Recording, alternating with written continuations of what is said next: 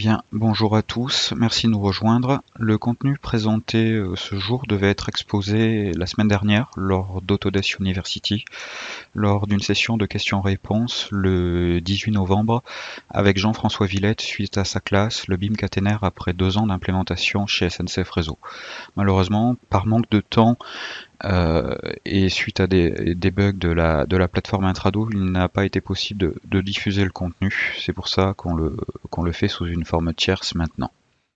Le PowerPoint présenté ce jour n'est pas celui qui a été utilisé dans la classe vidéo de Jean-François Villette et il apporte du contenu additionnel.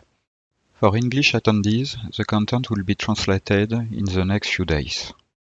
Information et responsabilité. Ce contenu additionnel est présenté à la date du 18 novembre, sans obligation de le mettre à jour pour refléter une quelconque circonstance ayant évolué après cette date. Les affirmations présentées dans ce document n'engagent pas les choix décisionnels qui seront retenus par la direction du programme BIM de la SNCF.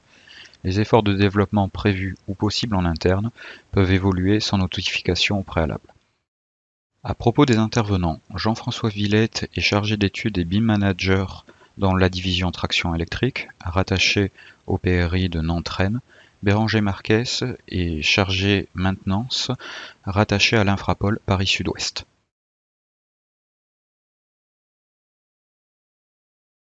Bonjour à tous, je suis Jean-François Villette, agent d'études caténaire et BIM manager au pôle régional ingénierie de Nantes-Rennes.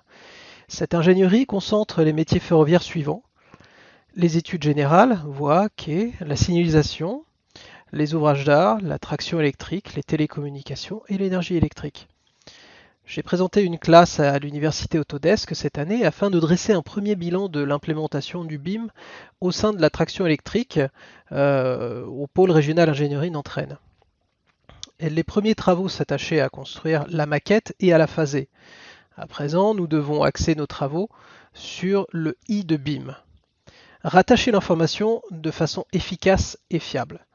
En somme, transformer la donnée, quelle qu'en soit sa forme, en information exploitable par tous, du concepteur au mainteneur en passant par l'exploitant. C'est l'objet de ce webinaire.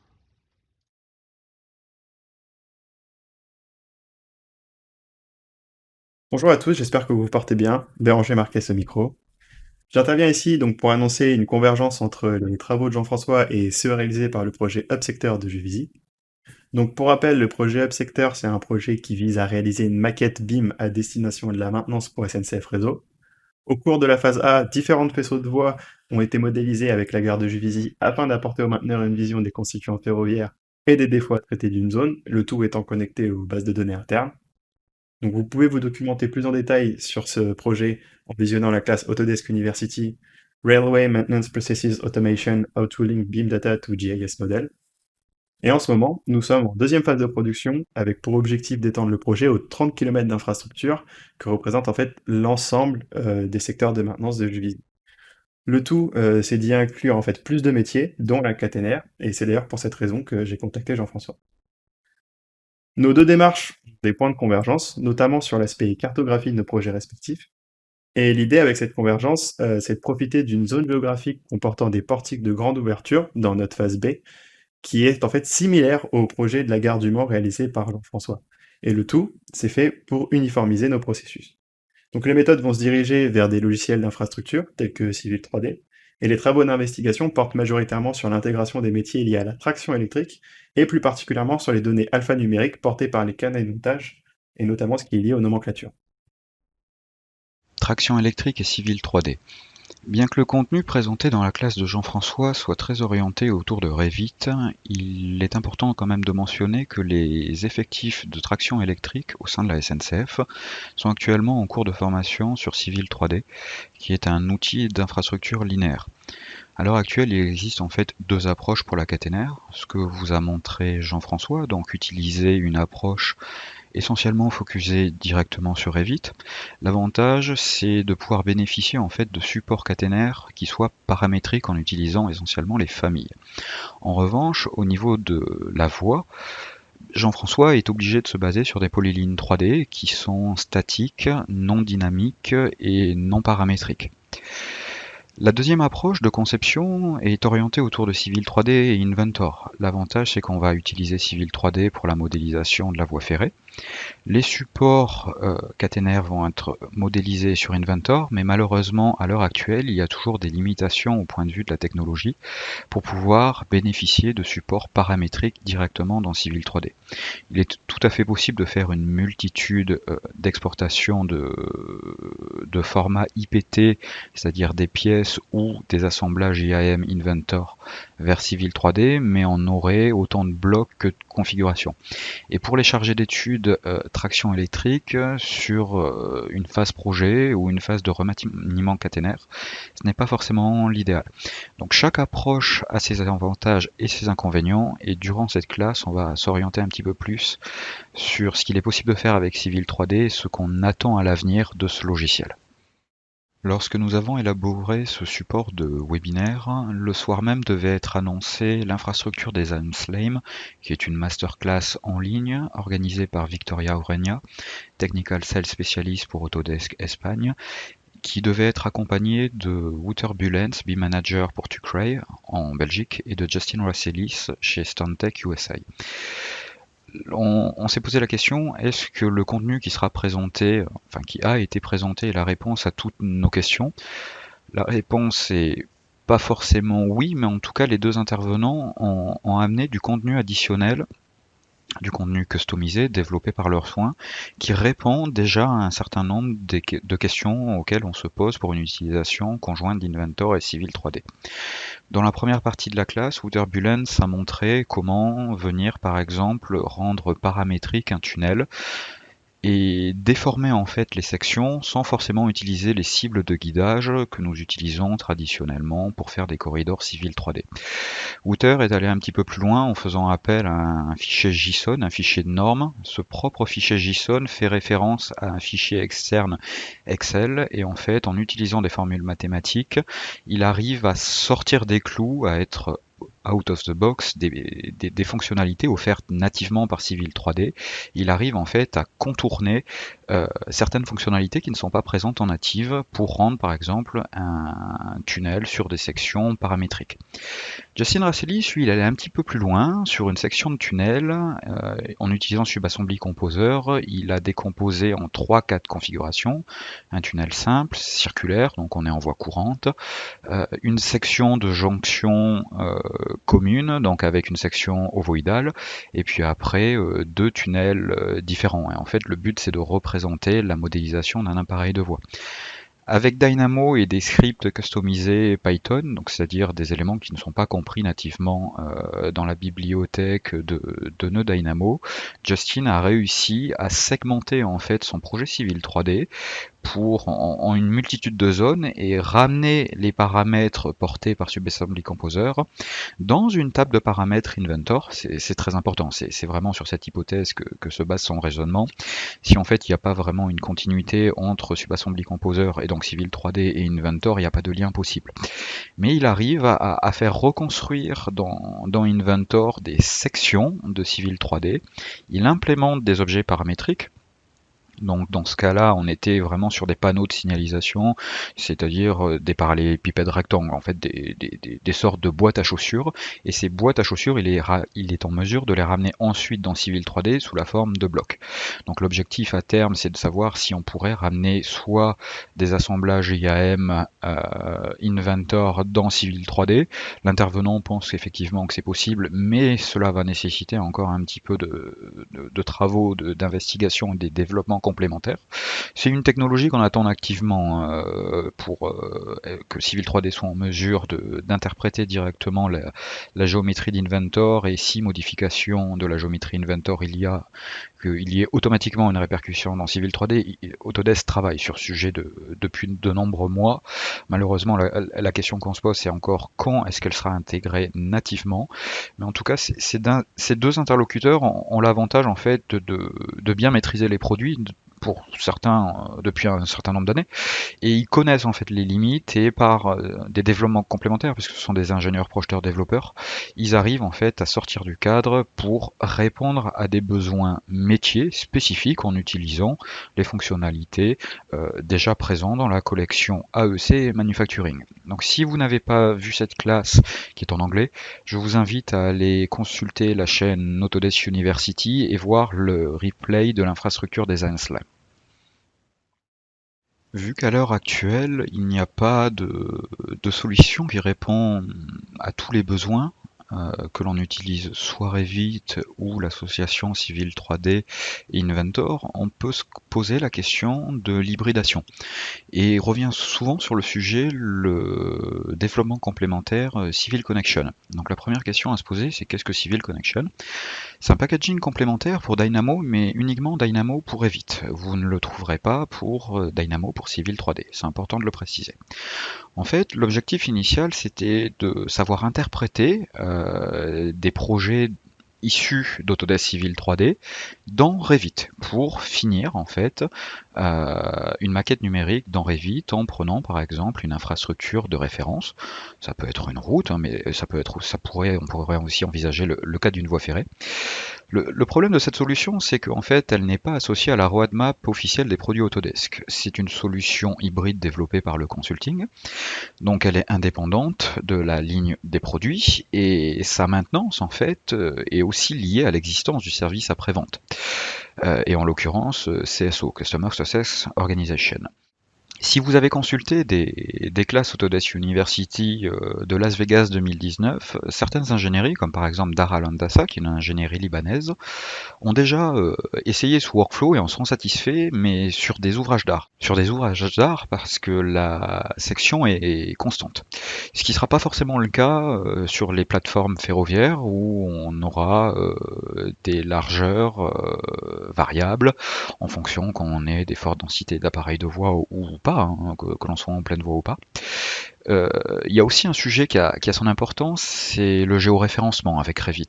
Aujourd'hui, on ne se contente plus seulement de faire des maquettes paramétriques dans Revit, on aborde aussi le sujet de la connexion entre le BIM et SIG, c'est-à-dire que l'infrastructure, peu importe qu'elle soit modélisée pour une phase projet, une phase d'exécution ou une phase de maintenance, il faut l'insérer, et être en mesure de l'insérer dans son contexte géographique. Donc pour ça, il existe plusieurs types de SIG 3D. En l'occurrence, Autodesk est associé avec Esri, mais il existe d'autres formats comme le CityGML, on en parlera un petit peu plus tard. Faites attention à ce sujet du géoréférencement parce que vous pourriez avoir des soucis en mettant bout à bout une succession de maquettes Revit. Lors de sa classe, Jean-François abordait le sujet très important du traitement des nuages de points. Le PRI de Nantes a la chance de pouvoir être équipé par Cyclone 3DR, donc qui fait partie du portfolio Leica, le groupe américain Hexagon. C'est le nom en fait de l'ancien produit 3D Reshaper, et Autodesk travaille maintenant conjointement avec Leica, puisqu'on remarque par exemple sur les supports récap pour tablette, les solutions Autodesk s'effacent petit à petit pour faire place en fait directement aux nouvelles solutions éditées directement par le fabricant de théodolite et de stations totales robotisées. Il y a encore un phénomène dont on parle peu, c'est la montée en puissance d'Esri, qui est aussi un partenaire Autodesk, et qui monte en puissance sur le machine learning et le deep learning. C'est-à-dire que leur outil phare, ArcGIS Pro, a fait une annonce lors de la conférence SIG 2020, avec l'apparition du format DLPK. Donc DLPK, c'est l'acronyme de Deep Learning Package, c'est-à-dire que Esri souhaite monter en compétence le plus rapidement possible sur l'imagerie, donc elle peut être satellitaire, mais il souhaite aussi monter en puissance sur la technologie lasergrammétrie et sur la technologie de photogrammétrie. Donc pour la lasergrammétrie, ce qui nous intéresse avec le LIDAR, et notamment la capture de réalité, donc c'est-à-dire c'est-à-dire les nuages de points, ils sont aussi en train de travailler de leur côté sur des scripts et des développements complémentaires. Donc ils sont en train de les automatiser de plus en plus pour être en mesure de savoir générer automatiquement des lignes caractéristiques, donc des breaklines en anglais. C'est une fonctionnalité qui apporte un gain de temps et un certain confort aux chargés d'études, mais c'est des choses qui sont encore traitées soit manuellement ou de manière pseudo-automatique. Donc InfraWorks est en mesure par exemple de détecter automatiquement certaines lignes caractéristiques pour de la peinture au sol ou par exemple des bordures. Il faut savoir en fait que ce module se renforce et au fil du temps, les lignes caractéristiques qui sont proposées attachent de plus en plus sur le terrain InfraWorks généré au préalable, donc c'est plutôt un bon point, mais on se rend compte que pour par exemple des applications ferroviaires, il n'est pas encore possible de générer automatiquement les fils de contact, les porteurs, peu importe que ce soit un porteur principal dans le cadre de la 25 000 volts, ou du porteur auxiliaire et du porteur principal que si on est dans le cadre de la 1500 volts, il y a encore des manques pour les caténéristes et on se rend compte que ArcGIS Pro va devenir demain une alternative crédible en plus de Cyclone 3DR. Dans les deux cas, il faut savoir que d'un point de vue tarification, les deux outils sont quand même plus chers que la majorité des produits qui sont compris dans le portfolio Autodesk. C'est-à-dire que le traitement des nuages de points, c'est une étape indispensable à l'étude, mais ça demande un investissement non négligeable au préalable et c'est quelque chose que doivent prendre en compte en fait les responsables des bureaux d'études. Et ça c'est très très très important. Nous cherchons actuellement à exploiter au maximum les nuages de points et notamment la détection automatique d'objets à l'intérieur. Différents produits donnent la possibilité d'extraire les conducteurs sous forme de polylink 3D pour peu que le nuage soit de suffisamment bonne qualité, pour peu qu'il soit suffisamment dense. Cette polylink nous apporte de nombreuses informations. Des scripts simples peuvent détecter les points hauts et donc trouver les coordonnées des points de suspension et donc en déduire une partie du piquetage. Cela donne la possibilité, par exemple, d'implanter les objets dans la maquette de façon semi-automatique. En y intégrant les polylinks des rails, on peut également ressortir la géométrie du plan de contact, la hauteur de FC, du fil de contact, et son désaxement.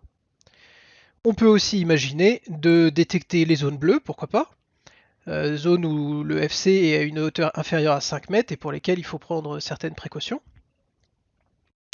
Il est également possible d'associer ces données avec les profils en long de la voie pour travailler plus efficacement lors des travaux de réglage de la géométrie de la voie. En travaillant avec Jean-François, on s'est rendu compte que l'une de ses attentes principales, c'était l'étude des profils en long dédiés aux fils de contact caténaires. Il faut savoir que le module rail de Civil 3D a récemment ajouté la notion de dévers de rail, c'est-à-dire que si vous regardez bien sur l'image en bas à gauche et dans le cadre rouge, on se retrouve avec une bande supplémentaire dévers de rail, et cette dernière sur la forme n'est pas totalement dissoute avec le skin, l'affichage traditionnel qu'on retrouve dans le Country Kit France. On a fait l'essai, juste par curiosité, de reprendre un dataset quelconque et de venir projeter des lignes caractéristiques et des solides 3D sur un profil en long et voir s'il était possible de rajouter en dessous des bandes dédiées à la hauteur du fil de contact. Mais attention, pas la hauteur par rapport au terrain naturel, on parle bien de la hauteur entre le fil de contact et le plan moyen de roulement en l'occurrence. C'est sur ça qu'on s'est basé dans un premier temps, mais on pourrait l'imaginer aussi demain en se basant sur une file de rail ou même utiliser deux bandes pour se baser par rapport aux deux fils de rail. Donc en fait, il arrive un sujet qui est quand même non négligeable, c'est la personnalisation en fait du contenu pour la caténaire dans Civil 3D. Pour l'instant, Civil 3D était plutôt utilisé pour une utilisation purement voie ferrée, donc c'est le service EG d'études générales chez SNCF qui s'occupe de ça. Mais on se rend compte que pour les besoins des caténaires, Civil 3D pourra apporter des livrables qu'on ne produit pas à l'heure actuelle sur Revit, ou alors on utilise des tables Excel sans forcément avoir une représentation géométrique vraiment bien délimitée, c'est-à-dire j'entends par ça, on a un peu de mal à se référencer par rapport à un certain point kilométrique. L'avantage de Civil 3D, c'est que vous splittez, vous divisez votre affichage en deux fenêtres. Vous avez par exemple sur la fenêtre de gauche votre vue isométrique en 3D, et sur la droite, on pourrait très bien imaginer, sur la droite ou en dessous, hein, mettre le profil en long. Et l'avantage, c'est que vous avez un marqueur dynamique. Quand vous vous baladez, vous survolez avec votre souris le profil en long, vous voyez sur la vue en plan où est-ce que vous êtes. Donc ça, c'est des fonctionnalités qui sont assez intéressantes. Le premier essai qu'on a mené avec Jean-François est pertinent, et on va voir comment l'intégrer à terme sur une étude caténaire. Groupe caténaire et entreprise travaux. Donc dans cette partie, on va parler du SETVF, qui est le syndicat d'entreprises de travaux de voies ferrées. Il y a une initiative qui a été lancée par Xavier Gauvrit et Pascal Delorence, qui appartiennent tous les deux à la société ETF du groupe Vinci, et c'est quelque chose qui est historique en fait dans la profession des caténaristes, en tout cas en France.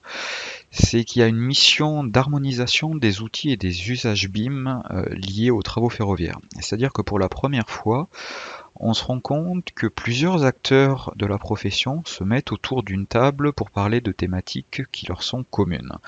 Pour l'instant, ce n'était pas encore arrivé, donc le champ d'entreprise est encore restreint. On dénombre SNCF Réseau, donc le syndicat SETVF en lui-même, ETF, Colas Rail, TSO, et à l'heure de la rédaction de l'élaboration de ce PowerPoint n'était pas encore présente la société C2F du groupe Unifer. Sur la slide suivante, on a synthétisé, enfin tout du moins on a essayé de synthétiser dans des cadres bleus la majorité des entreprises travaux. Elles y sont pas toutes, mais la majorité des entreprises travaux qui savent faire de la caténaire. Que ce soit à la fois en phase études, en phase travaux, ou en récollement, ou en maintenance. On a aussi inclus dans des sphères orangées sur la droite quelques ingénieries. C'est pareil, la liste est non exhaustive. On s'est rendu compte lors de la session de questions-réponses que SCE faisait aussi, qui est à Nantes, une ingénierie nantaise, faisait aussi des études caténaires.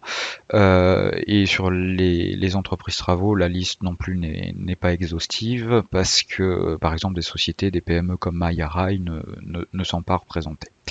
Et il y a aussi un certain nombre d'indépendants ou d'auto-entrepreneurs qui sont sous-traités par ces entreprises qui ne sont pas non plus représentés. Si je bascule sur la slide d'après, c'est pour vous montrer les gens qui sont déjà présents autour de la table. Donc C2F est légèrement grisé parce que leur arrivée est récente, et on se rend compte qu'il manque encore quelques personnes à l'appel, et on espère que les autres entreprises vont se réunir, parce qu'on est quand même sur des thématiques d'uniformisation qui sont non négligeables. CETEC pour les ingénieries discute déjà avec la SNCF. Sistra a fait un outil caténaire qui est intéressant, et on espère pouvoir rentrer en contact avec eux prochainement. Egis avait des besoins relatifs au carnet de montage, qui est un sujet qu'on va aborder juste après.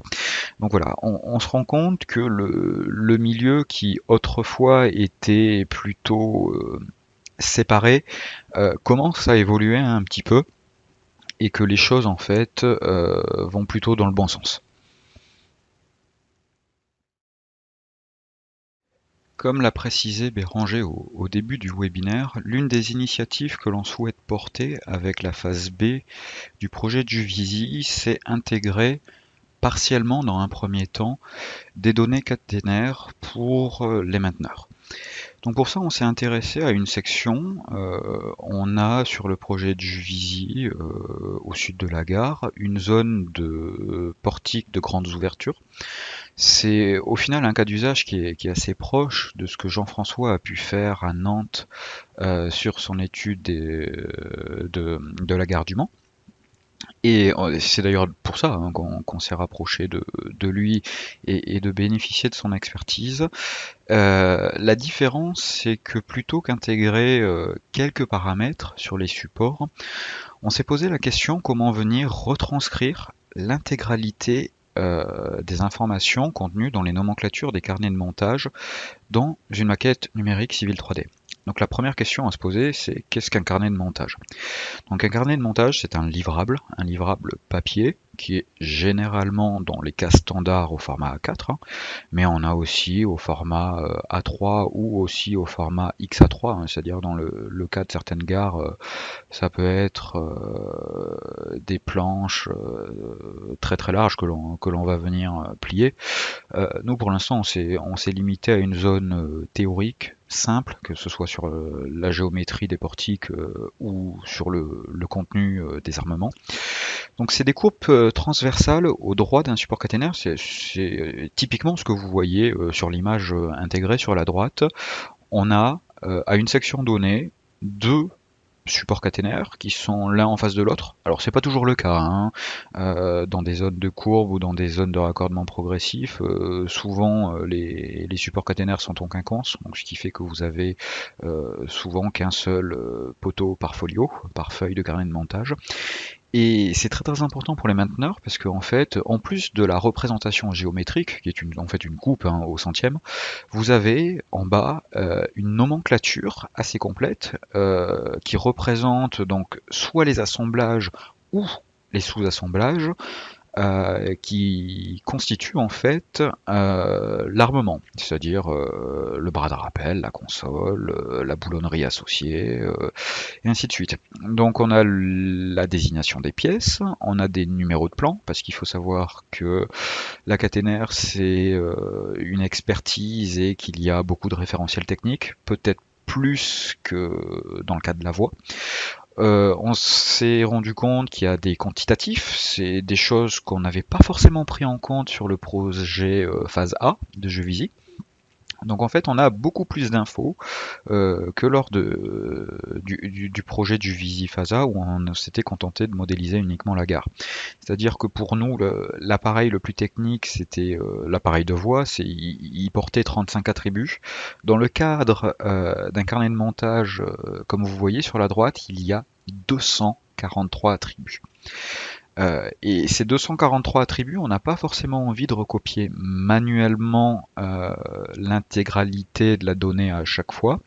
Donc on s'est posé la question comment faire naître une initiative au sein de la SNCF et aussi comment la transmettre aux entreprises travaux, donc par notamment le biais du groupe SE-TVF présenté juste avant.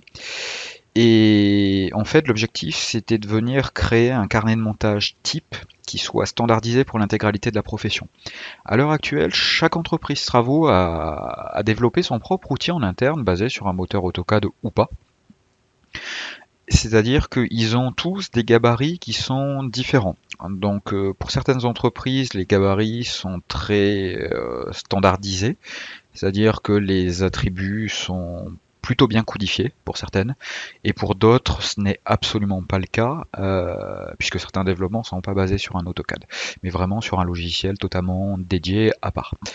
Donc nous on s'est posé la question comment venir utiliser le moteur d'AutoCAD Map3D, donc Map3D qui est un logiciel de géomatique qui sait prendre en compte des fichiers de forme, des objets SIG, ce que ne sait pas faire un AutoCAD traditionnel, et comment utiliser des fonctionnalités un petit peu plus poussées, des fonctionnalités qui n'existent pas dans un AutoCAD traditionnel, pour venir retranscrire cette donnée alphanumérique. Et j'insiste bien sur la donnée alphanumérique. Alphanumérique parce que c'est des chaînes de caractères. La coupe que vous voyez au centième, c'est aussi de la donnée, mais pour moi c'est de la donnée graphique et géométrique.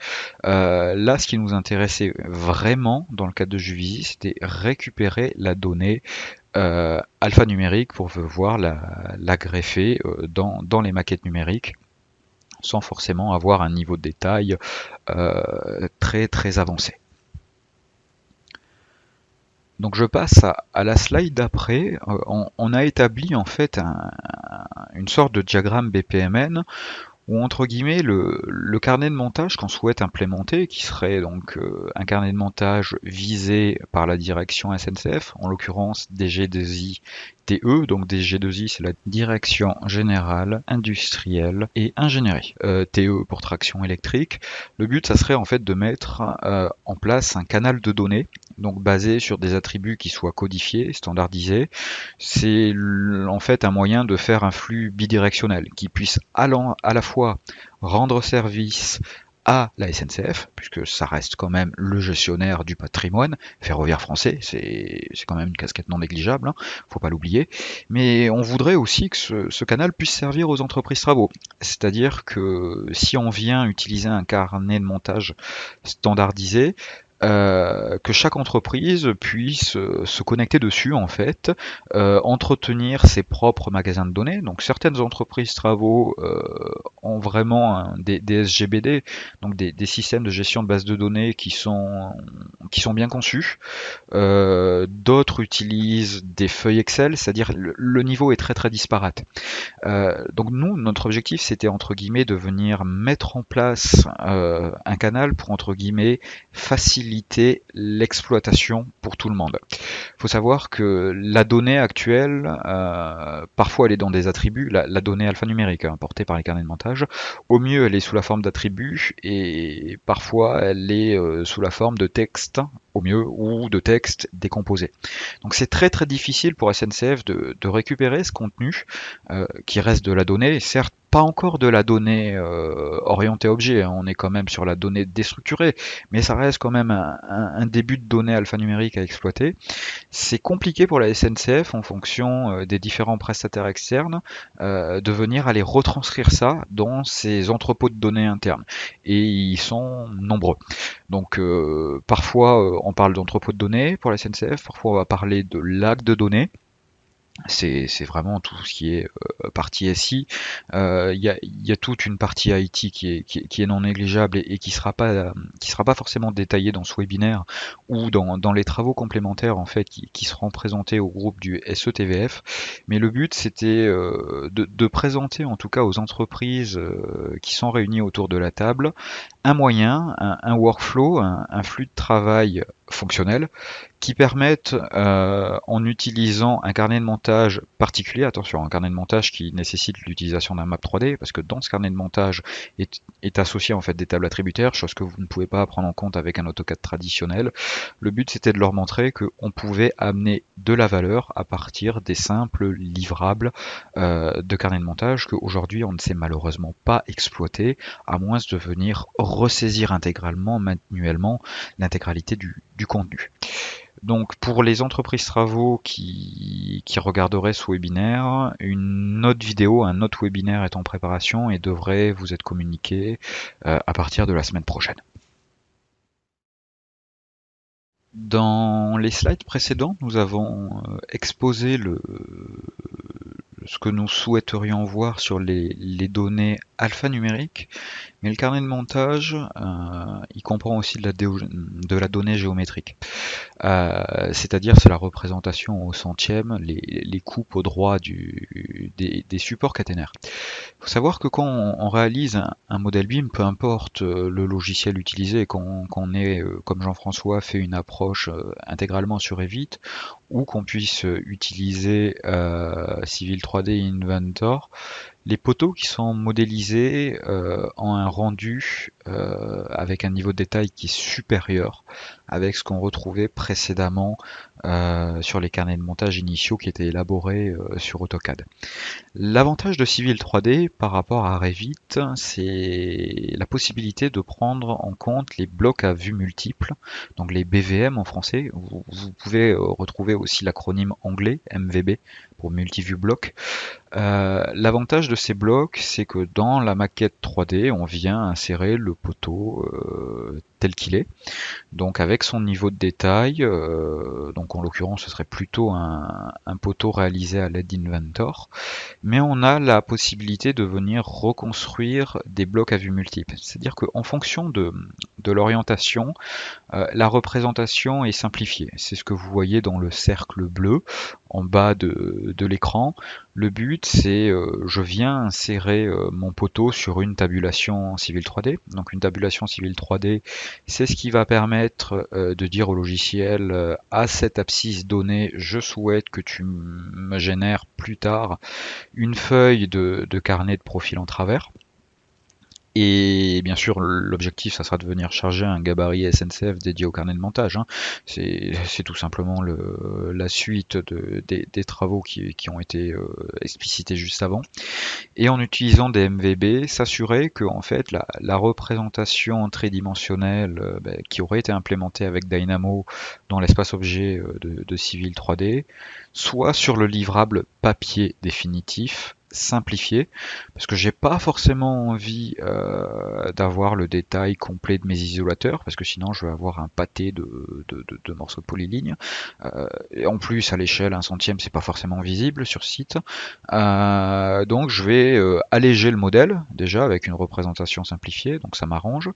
Et en plus, ça sera quelque chose dans la continuité de ce qui avait été fait précédemment sur les études traditionnelles AutoCAD. Donc au moins, je suis sûr de ne pas changer les habitudes des mainteneurs sur site. La seule chose qui nous manque encore dans le workflow, c'est comment lier dynamiquement et si possible de manière bidirectionnelle, c'est le contenu alphanumérique porté dans les nomenclatures et le connecter directement sur les modèles 3D des supports dans l'espace objet de Civil 3D. Ça, on a fait des premiers tests avec les données d'objets, mais on n'est pas forcément encore satisfait du résultat. Il y a encore des travaux d'investigation à mener.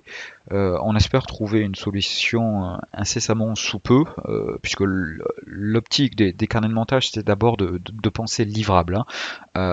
Comment, à partir d'une maquette BIM, faire les livrables sans effrayer directement les mainteneurs, tout en sachant qu'à terme, les mainteneurs, on leur proposera aussi par une plateforme collaborative un accès au modèle 3D et aussi à une cartographie SIG 2D.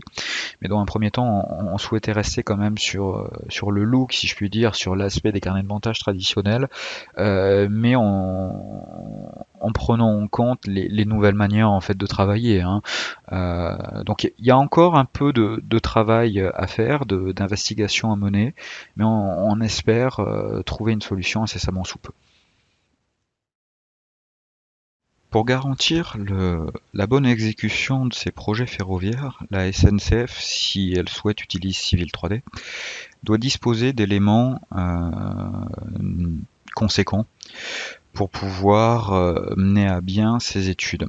Donc on a parlé précédemment lors des études de profil en long qu'il était nécessaire d'avoir des styles, notamment des styles de bande pour les profils en long, mais on aura aussi besoin de styles, par exemple pour les fils de contact caténaires, les porteurs, potentiellement les pendulages, si on souhaite aussi les représenter sur les profils en long. Bon, c'est pas la priorité, mais c'est quelque chose qui peut être intéressant. On a besoin d'un gabarit de carnet de montage, donc ça c'est ce qu'on espère mettre en place assez rapidement avec le groupe SETVF. Donc pour l'instant, l'expérimentation a été menée sur le format A4, mais comme mentionné, les carnets de montage, il y en a aussi au format A3 ou au format XA4, c'est-à-dire que certaines fois, c'est des planches complètes extra wide. En zone de gare, on peut aller entre 8 et 10 voies. Donc même si effectivement en zone de gare, les supports caténaires couvrent à la fois côté droit et côté gauche, il y a quand même une emprise non négligeable à représenter. Mais si en fait, si on crée ce contenu pour les carnets de montage, on peut se poser aussi la question pourquoi est-ce qu'on ferait pas la même chose sur les vues en plan, par exemple. Sur les vues en plan, à l'heure actuelle, dans le Country Kit, il n'est pas possible d'avoir accès à des cartouches type SNCF pour des échelles au centième, au millième ou au 2 millième. C'est quelque chose qu'on pourrait régler de manière assez simple avec un cartouche dynamique. Faut aussi savoir que pour les études de voix, Malgré l'apparition en fait du module rail de Civil 3D qui est apparu avec la version 2019.1, il faut savoir que les fichiers de contrôle pour la géométrie horizontale, les accents plans et la géométrie verticale, c'est-à-dire les profils en rond, ce contenu n'a pas été mis à jour depuis plusieurs années. Le module rail a apporté des nouveautés pour les règles de quai, ça c'est vrai, quai bas, quai mi-haut, quai haut. A apporté des standards internationaux en Belgique, en Chine, aux USA, mais pour la France, on a toujours du retard. C'est-à-dire que les formats XML qui sont intégrés par défaut doivent être revus. Pour Juvisy Phase B, pour la voie ferrée, on va traiter par des styles de jeu de code en fait les zones électriques de protection, les fameuses ZEP. Ce sujet en fait intéresse aussi Jean-François parce qu'il va en avoir besoin pour ses études caténaires. Donc pour la voie, on va venir créer un second projet 3D basé sur le premier projet 3D de voie, et on va utiliser les raccourcis aux données, et on va faire des hachurages légers de part et d'autre de la voie pour représenter nos différentes ZEP. Jean-François souhaite reprendre cette idée avec un hachurage cette fois qui lui serait porté par le fil de contact. Donc on va faire un premier essai avec la voie sur Juvisy Phase B, puis après on va l'adapter pour la caténaire. Mais on se rend compte que sur le contenu, en fait, il manque des choses.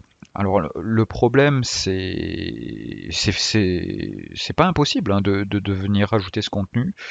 La question est en fait, c'est comment est-ce qu'on fait? Où mettons le curseur, clairement. Est-ce que c'était à la SNCF de développer son propre contenu, donc de l'autofinancer, ou est-ce que c'est à l'éditeur de l'intégrer par défaut? Donc Autodesk réfléchit à cette hypothèse de réaliser un country kit ferroviaire. Pourquoi pas? Si c'est la SNCF qui développe son propre contenu, c'est réalisable aussi. Par exemple, Aegis, qui est une ingénierie, a son propre applicatif métier interne et n'utilise pas en fait le Country Kit France. Donc, on est impatient de voir ce qui va se passer à l'avenir, hein, parce que on se rend compte que il va y avoir des styles à créer, des gabarits personnalisés pour pouvoir implémenter Civil 3D à terme chez le donneur d'ordre, ou chez des ingénieries, ou chez des entreprises travaux, et que pour l'instant, il y a encore un petit peu de travail à réaliser. Nous allons maintenant aborder le sujet de la cartographie et l'utilisation de SIG 2D, notamment la technologie Leaflet et la plateforme collaborative Trimble Connect. Il faut savoir qu'en 2018, SNCF Réseau a lancé un appel d'offres pour une phase d'expérimentation où les éditeurs ont été conviés à répondre à un appel d'offres pour la mise en place en fait d'une plateforme collaborative, CDE en anglais, Common Data Environment. Donc Trimble a raflé l'expérimentation avec ses solutions Trimble Connect pour la plateforme collaborative sur le cloud, utilisable sur tablette, et le système Quadri à implémenter pour la gestion de bases de données en local. Trimble Connect, on s'est intéressé à ce sujet-là pour sa partie SIG. À la différence des autres plateformes collaboratives, on a un module SIG qui est intégré directement dans la plateforme collaborative, et c'est quelque chose qui nous avait intéressé, qui nous semblait pertinent. Et donc dans un premier temps, on est juste venu glisser des couches du RFN. Puis on s'est posé la question, puisque Jean-François utilisait la plateforme interne des G2I Data Lake, qui lui permettait de représenter visuellement ses supports caténaires. Donc Jean-François n'utilisait pas un fichier de forme en base de données vectorielle, il venait précharger un fichier TXT ou CSV directement. On s'est posé la question de la plateforme collaborative, est-ce qu'il y a un intérêt pour les mainteneurs d'avoir une représentation simplifiée en forme de cartographie 2D où on aurait l'intégralité des données alphanumériques des carnets de montage ou une partie de ces données alphanumériques.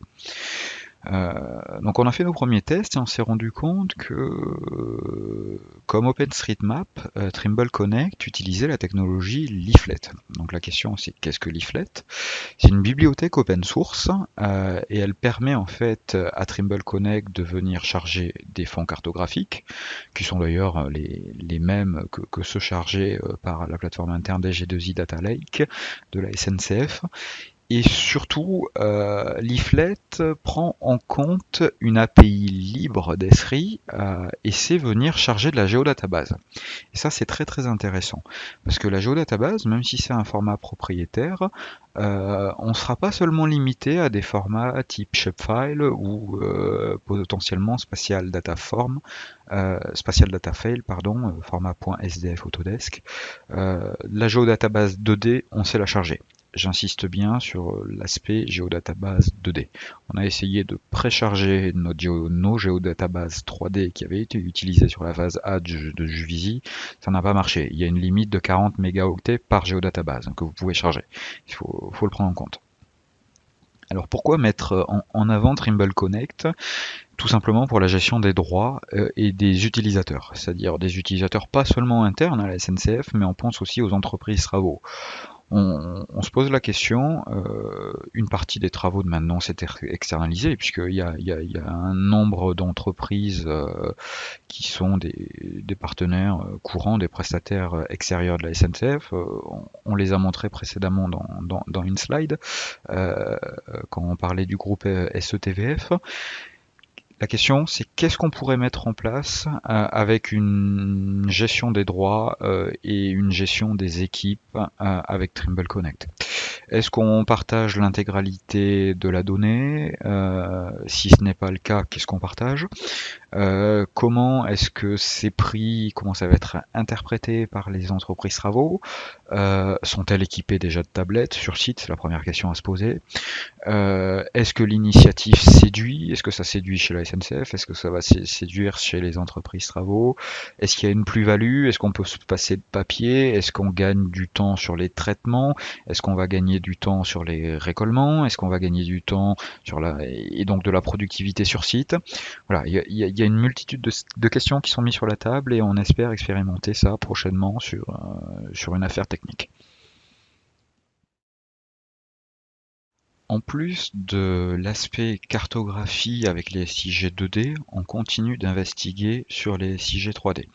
Sur la phase A du projet de Juvisy, qui a été lauréat infrastructure pour le BIM d'Or 2020, on avait utilisé la connexion BIM SIG relative au produit Autodesk vers l'écosystème Esri. Donc par défaut, on n'avait pas pu envoyer nos maquettes numériques directement sans l'utilisation d'un ETL, donc FME Workbench. On continue de travailler avec cet outil qui est robuste, édité par Ceph Software, une entreprise canadienne. Mais cette fois, on se pose la question de comment sortir du format propriétaire Esri et potentiellement ouvrir la porte vers des formats open source. Donc c'est pour ça que la slide est nommée SIG3D, une porte vers le libre. Donc dans un premier temps, on avait entendu parler du format GeoPackage, donc .gpkg, qui est opposé en fait au format Shapefile. On s'en est rendu compte en faisant des essais sur QGIS. Donc on s'était dit que QGIS gérait des scènes 3D. On s'est dit ce format GeoPackage semble prometteur. Donc en fait le format GeoPackage c'est un standard de l'OGC, l'Open Geospatial Consortium. Il est finalement pas si éloigné du SQLite utilisé par InfraWorks, et c'était ça qui nous avait donné des idées intéressantes. En fait le but c'était la partie modèle Turing, donc conception avec Dynamo, était réalisée au sein de SNCF Réseau. Donc depuis Civil, en réalisant des exports IFC, on était en mesure de les envoyer sur Trimble Connect vers des partenaires type ingénierie. On savait aussi générer nos livrables traditionnels. à condition bien entendu d'avoir les styles et les gabarits de vue en plan et de carnet de montage associés. Mais on s'est posé la question, est-ce qu'il y avait un intérêt de faire un lien en fait entre ce format GeoPackage et InfraWorks? Alors pourquoi s'être posé la question? Là vous allez voir apparaître à l'écran une capture InfraWorks d'un model builder. Donc model builder, c'est quoi? C'est un assistant qui permet de ne partir d'aucune donnée d'entrée et de générer un modèle tridimensionnel assez rapidement. Donc ça peut être intéressant en phase amont, ça l'est un peu moins en phase détaillée, parce que sur ce que vous voyez à l'écran, la géométrie des voies n'est pas convenable, hein. Ce que vous voyez, c'est le modèle builder de la gare de Juvisy. Juste pour rappel, le modèle builder en fait utilise 3 sources de données. La première, c'est les sources GNSS de la NASA, donc c'est ce qui va ramener un terrain. Sur ce terrain, qui est en fait un maillage, hein, on va venir plaquer, dropper un fond cartographique. Donc ce fond cartographique est fourni par Microsoft Bing, tout simplement parce que Microsoft et Autodesk ont un contrat cadre. Et dessus, on va venir déverser du contenu OpenStreetMap. Donc OpenStreetMap, vous avez peut-être déjà entendu parler de l'acronyme OSM, c'est la même chose. On va venir insérer des voies ferrées, des routes, du bâti, du mobilier urbain et d'autres informations. Sauf que quand une entreprise travaux se sert d'un modèle builder pour répondre à un appel d'offres, le résultat est pas forcément crédible. Alors l'idée c'était ça, ce que vous voyez. Il y a une deuxième capture d'écran qui apparaît directement. C'était de pouvoir transmettre une partie de maquette numérique ou l'intégralité d'un secteur, hein, à des entreprises travaux. C'était de partager en fait la géométrie des voies ferrées sans forcément donner accès aux données maintenance, c'est-à-dire les points d'intérêt qu'on pouvait avoir, comme par exemple, je sais pas, le jour restant avant des interventions sur terrain. Ça, c'est de la donnée qui doit rester dans les locaux de la SNCF, qui est pas forcément à partager à des tiers.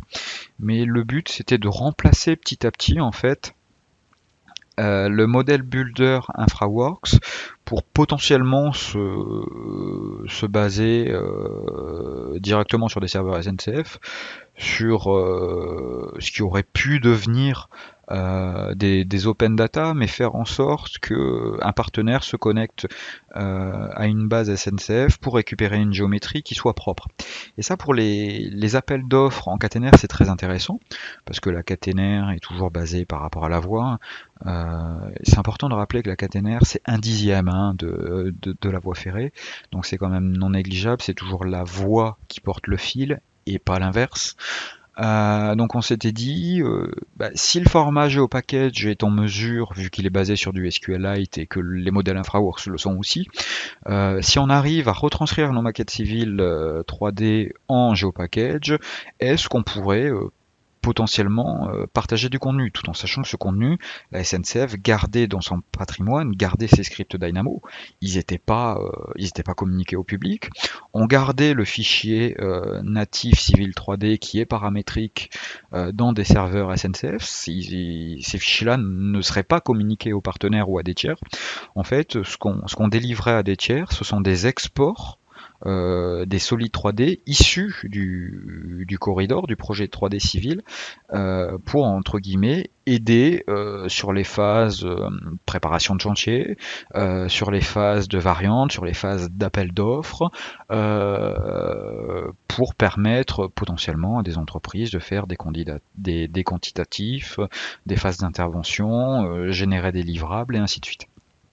Malheureusement, on s'est rendu compte que tous ces espoirs en fait sont tombés à l'eau pour une simple et bonne raison, c'est que le format GeoPackage effectivement permet l'élaboration de scènes 3D, mais ce qu'on ne savait pas à l'époque quand on avait utilisé QGIS, c'est que comme le shapefile, c'est pas un format 3D natif, il fait une extrusion d'une emprise au sol selon un attribut de hauteur. Donc en fait, la seule alternative crédible que l'on a trouvé à la géodatabase d'Esri, c'est le format CityGML. Alors le format CityGML, c'est quoi? C'est aussi un standard de l'OGC, ça tombe bien. Et le CityGML, on sait aussi le traiter avec un ETL. C'est-à-dire que puisque dans un premier temps, dans la phase A du Juvisy, on avait réussi à transformer nos maquettes civiles vers de la géodatabase, on s'est posé la question, est-ce qu'on est en mesure de refaire la même chose vers un format un format de fichier .gml? Alors la réponse est oui. En tout cas pour l'ouvrage d'art que vous voyez sur la slide qui vous est présentée, la réponse est oui. On s'est posé la question quel viewer on pourrait utiliser. Donc on en a retenu 6, 3 à utilisation purement bureautique en mode desktop sur un système d'exploitation, donc le logiciel FBeam, qui est un viewer toujours en bêta, mais élaboré par le CSTB, un organisme français. On s'est rapproché aussi du programme FZK Viewer, qui est élaboré en fait par l'Institut allemand de Karlsruhe. Désolé pour la prononciation si j'écorche. Et en fait, on a aussi utilisé un troisième produit édité par Tridicon qui s'appelle City Discoverer, qui est aussi un viewer CityGML, et on s'est posé la question de qu'est-ce qu'il en était pour Navisworks Manage et les plateformes collaboratives BIM 360 et Trimble Connect. Avant de passer à la slide d'après, j'insiste bien que les premiers essais qu'on a réalisés gravitent uniquement autour de l'ouvrage d'art, enfin des ouvrages d'art, puisque ce sont 3 ouvrages d'art différents. On n'a pas essayé sur la partie voix, puisqu'on a eu quand même peu de temps pour investiguer. On a remarqué que le CityGML était un format de fichier complexe, hein, à la différence d'un IFC où on attend toujours les différentes classes qui seront propres à l'infrastructure. Le CityGML est beaucoup plus mature, hein, parce que le SIG, ça fait 30 ans que ça existe. Donc il y a eu beaucoup de travail effectué vis-à-vis de l'OGC. C'est des choses qu'on ne retrouve pas encore du côté Building Smart et IFC. Même si on va parler dans une prochaine slide de la potentielle connexion qui pourrait y avoir entre CityGML et IFC, faut savoir qu'on n'a pas réussi du premier coup, hein, les exports avec FME Workbench. Il y a plusieurs classes dédiées au bridge dans le CityGML, donc par défaut on a utilisé la classe bridge, ça n'a pas fonctionné de suite. On a utilisé part bridge, ça n'a pas fonctionné non plus. Donc on a mis ça dans une classe tout venant d'objets génériques liés au bridge. Et on obtient les résultats en fait qui sont montrés à la slide suivante. Donc les 2 bons élèves sont FBeam du CSTB et FZK Viewer, donc de l'Institut allemand de Karlsruhe. Un petit avantage quand même pour FZK, il prend en charge la couleur et il est beaucoup plus ergonomique que FBeam à l'utilisation. On l'a trouvé beaucoup plus fluide. City Discoverer, qui avait répondu favorablement aux tests menés sur les open data du Grand Lyon, n'a pas donné satisfaction sur l'ouvrage d'art de Juvisy, malheureusement. En fait, le résultat que vous voyez avec une église et un quartier, c'est l'écran par défaut du logiciel. Hein. Faut faire attention. Notre export CityGML n'a pas fonctionné. Sur l'outil de bureau de Navisworks non plus, mais on le savait déjà, puisque sur l'aide de Navisworks, le format CityGML n'est pas pris en charge et c'est indiqué clairement dès le départ. Et par curiosité, on a aussi télédéversé sur BIM 360 et Trimble Connect l'export CityGML et ni l'une ni l'autre n'est en mesure d'ouvrir le fichier. Alors du coup, vu qu'on ne peut pas utiliser le format GeoPackage, on s'est posé la question, CityGML, oui d'accord, il y a une piste vers le lib qui est crédible, mais la question c'est pour faire quoi? Parce qu'en fait, le CityGML, au final, il y a assez peu de viewers qui savent l'ouvrir. Et encore, on a juste fait le test sur des ouvrages d'art. On l'a pas fait sur les 22,5 km de Juvisy phase B. C'est quelque chose qu'on réalisera un petit peu plus tard. La première question à se poser, c'est on ouvre ça avec quoi? Une plateforme web qui serait propriétaire, un logiciel de supervision ou d'hypervision. C'est peut-être une piste qui est crédible, puisque la SNCF a été contactée récemment par des intégrateurs et d'autres éditeurs de logiciels qui font essentiellement des plateformes SaaS pour travailler sur le projet de Juvisy et voir comment on pourrait gérer de la maintenance. À investiguer. Et ça, c'est une question à laquelle on n'est pas en mesure de répondre encore à l'heure actuelle. Ça sera plutôt la direction du programme BIM qui donnera les grandes orientations sur ce sujet. Il y a un autre logiciel qui permet d'ouvrir du CityGML, mais qu'on n'a pas utilisé, c'est Rhinoterrain. Est-ce que ça serait intéressant de s'en servir ou pas? Et puis après, on reviendra sur le lien CityGML IFC sur une prochaine slide. En tout cas, si on a du CityGML, pour transformer la maquette numérique Civil 3D vers le format CityGML, on est obligé d'utiliser l'ETL FME Workbench. Et au final, ça perd un peu de son intérêt parce que ce CityGML, si vous voulez venir le retranscrire par exemple dans un InfraWorks ou dans l'écosystème Esri, ArcGIS-Pro par exemple, dans les deux cas, vous êtes obligé à nouveau d'utiliser une brique de FME. Pour ramener en fait le CityGML dans InfraWorks, il faut utiliser l'outil qui s'appelle CityGML Importer, donc qui reprend une fonctionnalité de FME Workbench. Et si vous voulez le ramener dans un écosystème Esri, vous êtes obligé d'utiliser Data Interoperability for ArcGIS, qui est aussi basé sur une brique FME. Donc dans ce cas-là, le CityGML n'apporte rien à part des opérations de modulage et de démodulage, des opérations complémentaires, puisque nativement, on sait exporter un projet civil 3D vers InfraWorks, ou exporter aussi, moyennant l'utilisation toujours de FME si on veut conserver les property sets, mais on sait aussi sortir du civil 3D vers l'écosystème Esri nativement ou pseudo-nativement. Donc le CityGML, oui, mais la question c'est pour en faire quoi? En Allemagne, il y a une grande avancée sur les données SIG au format CityGML, et le donneur d'ordre ferroviaire, la Deutsche Bahn, impose de trouver aux ingénieries allemandes de trouver une passerelle entre IFC et CityGML. Donc on a essayé de réaliser un test de ce genre. C'est assez compliqué parce que des données CityGML en entrée, c'est pas quelque chose de courant en France, mis à part essentiellement la métropole de Lyon. Et trouver du contenu open data, c'est compliqué. Donc on a réalisé un seul test FME. Donc c'est pas celui qui est montré sur la droite de cette slide. Celui à droite de cette slide, c'est un institut universitaire à Singapour, où en fait ils ont plutôt utilisé des classes dédiées au bâtiment. Je sais pas si le script est fonctionnel.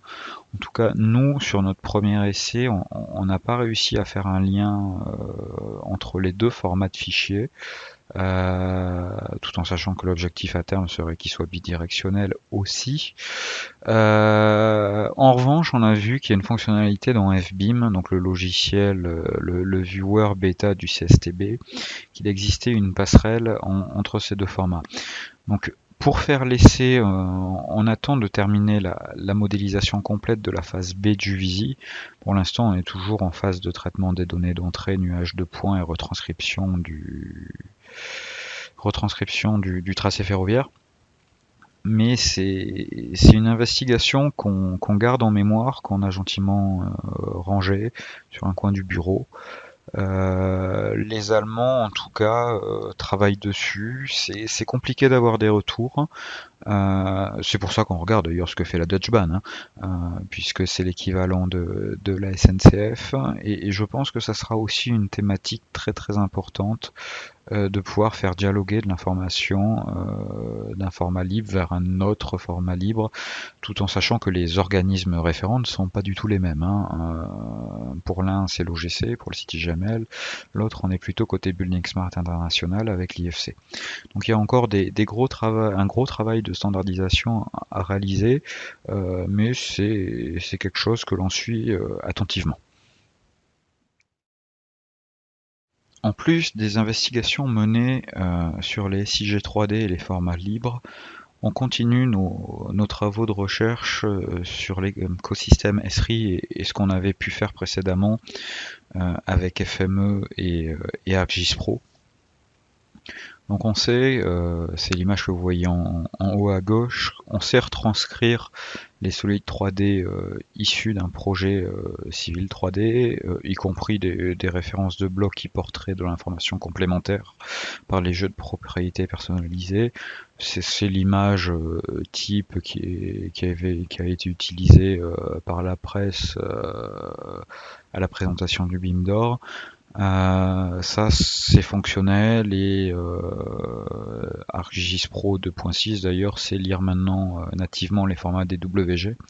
Il y a encore des petits problèmes au niveau de la colorimétrie, il y a aussi des problèmes sur la data qui s'est interprétée. Il sait lire les propriétés AutoCAD mais il ne sait pas encore lire les jeux de données, enfin les jeux de propriété personnalisée de Civil 3D, même si ça finira par venir peut-être sur une version 2.7. Et on s'est posé la question si Esri est en mesure d'agglomérer de la donnée qui vient de l'écosystème Autodesk, qu'est-ce qui peut se passer avec les autres écosystèmes des autres grands éditeurs de logiciels? Donc on s'est posé la question sur la solution Bentley. Alors c'est uniquement des travaux de recherche documentaire. On n'a pas mené des travaux d'investigation sur la retranscription d'une maquette Bentley vers ArcGIS Pro. Je pense pas, enfin à ma connaissance, ça n'a pas encore été réalisé en France.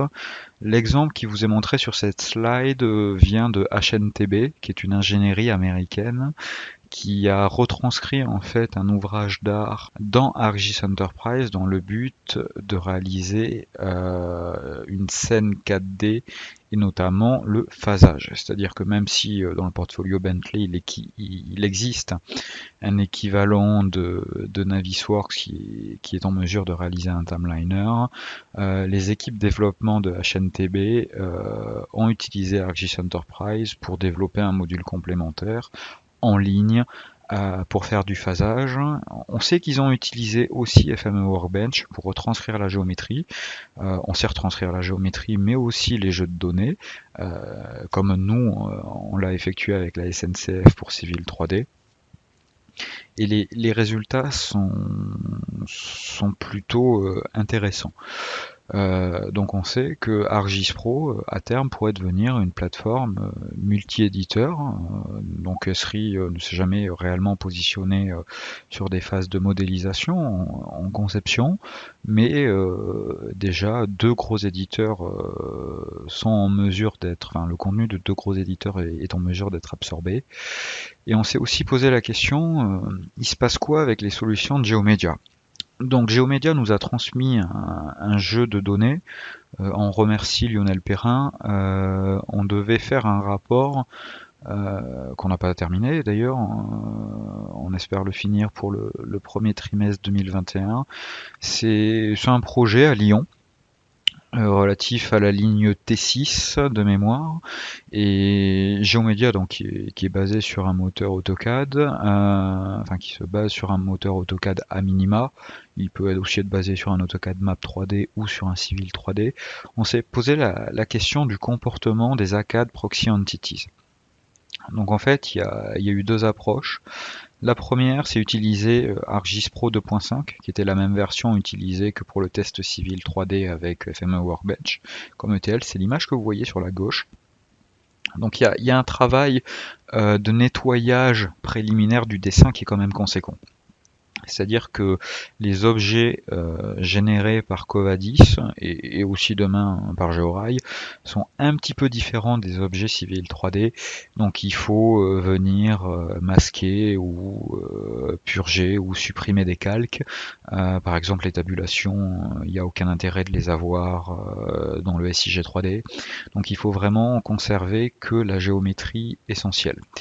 Donc on a fait un premier test en décomposant purement et simplement le projet Covadis. Donc on s'est retrouvé avec des entités AutoCAD traditionnelles, pas de souci, FME sait les retravailler. On les a gardés après, on s'est rendu compte que les ACAD Proxy Entity fonctionnaient aussi. On n'est pas allé au bout du test sur l'intégralité des réseaux, c'est-à-dire ce que vous voyez sur l'écran de gauche, c'est pas la maquette complète, mais en tout cas on est confiant sur la retranscription d'un projet Covadis avec un ETL dans ArcGIS Pro. Ça sera quelque chose de réalisable. Sur la partie de droite, sur l'image de droite, on a utilisé ArcGIS Pro 2.6, donc celui qui sait lire nativement les DWG, et on l'a utilisé sans ETL. C'est-à-dire on a juste réalisé un glisser-déposer et on a ce rendu là. On se rend compte que tout ce qui va être objet ponctuel, ça peut être des candélabres, des délinéateurs, des poteaux d'information, ce genre de choses apparaissent sous la forme de POI. On a la même chose sur Civil 3D, donc ça ne change pas beaucoup. Sans ETL, c'est toujours compliqué, que ce soit les produits GeoMedia ou ceux d'Autodesk, enfin Civil 3D directement. On peut pas bannir directement l'utilisation de FM Workbench dans les deux cas. Il faudra passer par de la programmation visuelle. En revanche, il y a une question qui se pose, c'est quid des données alphanumériques? Dans Civil 3D, l'information alphanumérique est portée par l'objet lui-même directement. En fait, dans la fenêtre de propriété, que généralement on ancre sur la droite, il y a un onglet supplémentaire par rapport à un AutoCAD traditionnel, et c'est ça qui porte les données. En fait, la solution retenue par GeoMedia pour la data alphanumérique, c'est un petit peu différent. Ils souhaitent qu'elle soit intégrable et exportable à la volée dans des fichiers type TXT, CSV, en fait des fichiers texte brut, un peu, quel que soit exactement le format de fichier, et en fait on passe sur une boîte de dialogue propriétaire développée par GeoMedia, mais basée sur un moteur AutoCAD. Et là, il faut faire attention sur la retranscription du SIG 3D parce que ça peut être dangereux. Pourquoi est-ce que ça peut être dangereux? Parce que on retrouve encore en France des utilisateurs qui utilisent les solutions de GeoMedia sur des AutoCAD simples. Et ça, c'est quelque chose à proscrire. Pour la simple et bonne raison que si vous voulez faire déjà ne serait-ce qu'un export IFC, c'est un moteur Map 3D qu'il faut. Si vous voulez prendre en compte des fichiers SIG, c'est un moteur Map 3D. Aujourd'hui, il est indispensable d'utiliser à minima un Map 3D pour répondre à des besoins de maquettes numériques infrastructure. Donc pourquoi est-ce que je dis que c'est dangereux au niveau des données alphanumériques? C'est-à-dire que le client potentiel qui utiliserait un Covadis sur un AutoCAD simple, il n'y a pas moyen de greffer la donnée alphanumérique sur l'objet directement. Tandis que si vous utilisez à minima un map 3D, l'information conçue dans le logiciel GeoMedia, que ce soit Covadis ou Georail, on peut venir la greffer sur un objet à l'aide des données d'objet. Les données d'objet, en anglais c'est OD pour Object Data. Et ça, c'est bien, parce que FME, les Object Data, il sait les retranscrire. Donc, de facto, on pourra les retranscrire dans un ArcGIS Pro. Donc, si vous utilisez les produits GeoMedia sur un map 3D ou un Civil 3D, ça se passera bien. On pourra trouver un flux de travail et garder l'information de bout en bout, information géométrique et information alphanumérique. En revanche, attention aux solutions GeoMedia qui sont pluguées directement sur un AutoCAD simple. L'une des dernières questions, c'est vis-à-vis de la relation de SNCF Réseau envers ses partenaires ou ses prestataires extérieurs. Et un sujet sur lequel on s'interroge depuis de nombreux mois avec Jean-François, c'est quid des appels d'offres BIM. À l'heure d'aujourd'hui, dans les différents cahiers des charges, on retrouve soit pas du tout de clause BIM, ou alors on en retrouve une entre 3 lignes et maximum une demi-page. Avec Jean-François, on s'était posé la question de l'intérêt de traduire de la documentation externe, mais de la documentation open source, en l'occurrence celle portée par Rail Baltica. Donc Rail Baltica, c'est un projet dans les pays baltiques, un projet de construction et de raccordement de réseaux ferroviaires à travers la Pologne, la Lituanie, la Lettonie et l'Estonie dans un premier temps, puis à terme la Finlande. Et Rail Baltica, donc, qui est maître d'ouvrage, a fait appel en assistance maîtrise d'ouvrage à la société américaine AECOM, qui est une ingénierie. AECOM est l'équivalent américain d'une entreprise comme Sysra. Et AECOM a délégué sa cellule espagnole, c'est essentiellement AECOM Madrid qui a travaillé dessus sur la rédaction de chartes BIM, de protocoles BIM, de cahiers des charges BIM, de templates BIM et de manuels associés. Donc vous retrouvez tout en bas de cette slide un lien. La documentation malheureusement elle est en anglais, elle est très volumineuse mais très enrichissante. Donc avec Jean-François, la question qu'on s'était posée, c'est comment parcourir déjà dans un premier temps cette documentation, cibler les points qui seraient potentiellement intéressants de venir amener dans un appel d'offres, et puis les traduire et en fait les passer, si je puis dire, sous couleur, sous standard franco-français. Donc c'est un travail qui va demander du temps de traduction, mais c'est aussi un travail qui doit répondre à l'aval de la direction et du programme BIM. Mais c'est quelque chose qu'on garde en tête. Pour l'instant, les entreprises, dans le cadre juridique, les entreprises travaux ne sont pas encore dans l'obligation de se positionner, même si effectivement rédiger un BIM Execution Plan est toujours quelque chose de bien vu. L'un de nos objectifs pour 2021, c'est de parcourir ces manuels et commencer à cibler les points intéressants.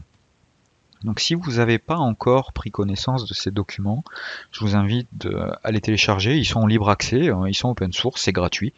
Ils sont très très très intéressants. Et dans les projets d'infrastructure, et en particulier d'infrastructure ferroviaire, c'est vraiment des livrables de qualité et qui vont devenir des livrables de référence. Bien, ce webinaire comprenant le contenu complémentaire s'achève.